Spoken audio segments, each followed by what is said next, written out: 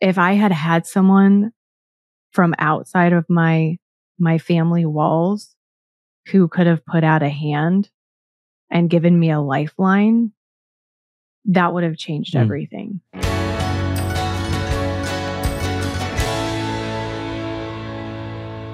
I'm wondering, so as I'm listening to this story, I'm wondering where the line was crossed between, because I'm imagining what some of our audience might be thinking, right? So like, okay, where was this just an agree to disagree? And then where was it not? And I'm curious if you have one sort of general example that you'd be able to give to speak to that, while of course maintaining the confidentiality for the family. Yeah, I think the line is crossed when the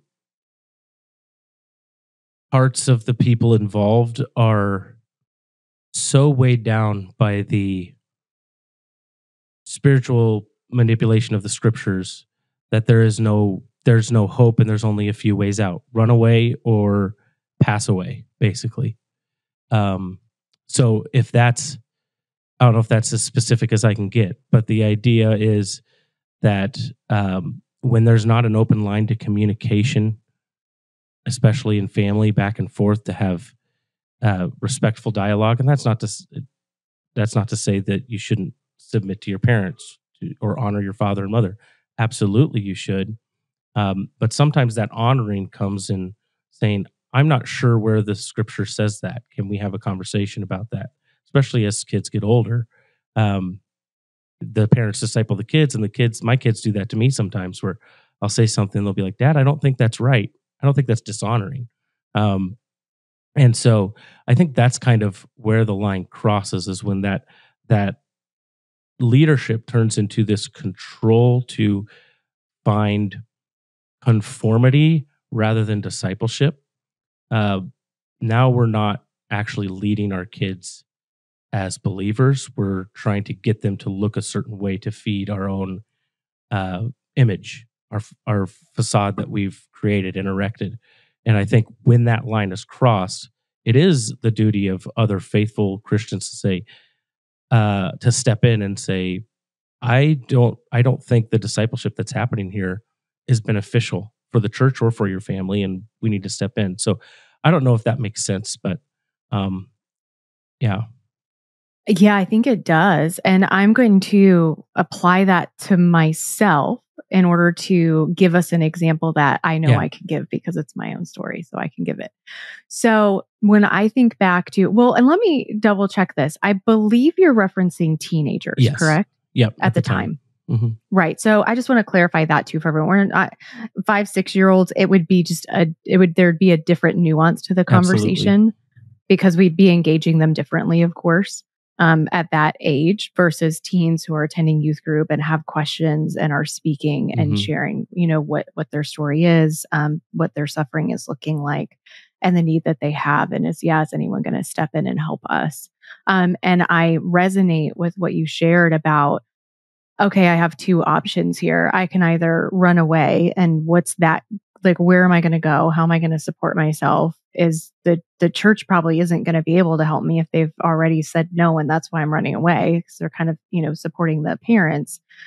So I can do that, which that can land in all sorts of awful places. We can talk about trafficking. We can talk about homelessness. There's a lot of stuff at risk there, of course. And then the other option of taking one's own life.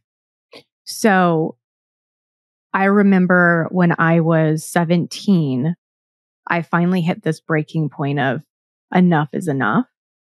And I can't do this anymore. And I'm not going to.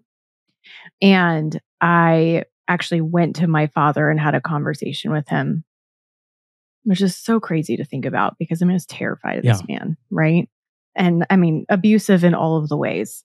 And I remember knocking on his door, which was like one of the most fearful things to do, and walking in, and I basically kind of let him have it, my version of that. I'm like shaking, and I'm, like 17-year-old Naomi learning how to be assertive for the first time with the scariest person she's ever known, and shaking and crying and like, you don't deserve to be called my father because you haven't been a dad.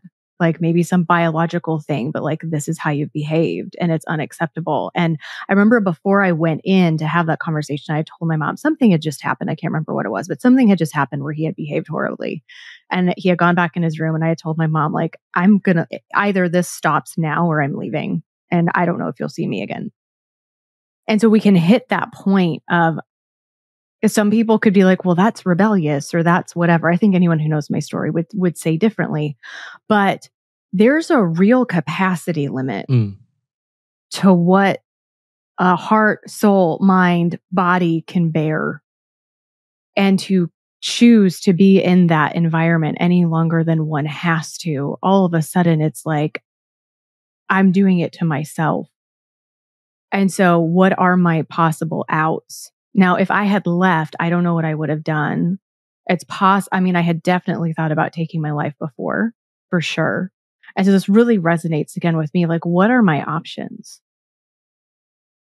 And so for anyone who's in that kind of situation, if I had had someone from outside of my family walls who could have put out a hand and given me a lifeline, that would have changed everything.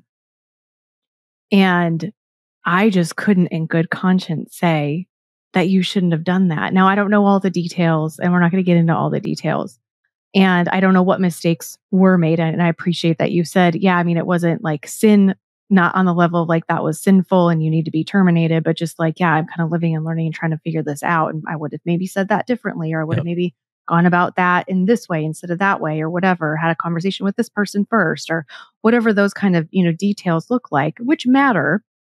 But the risk that you would have taken, I feel so thankful on behalf of, thinking about myself, that there's people who would do that there's people who would take the risk to give someone that lifeline and to share with them the truth of who Jesus really is.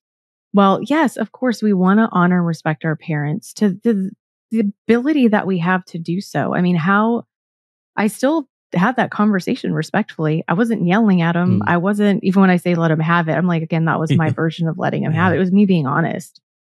It was just me being honest.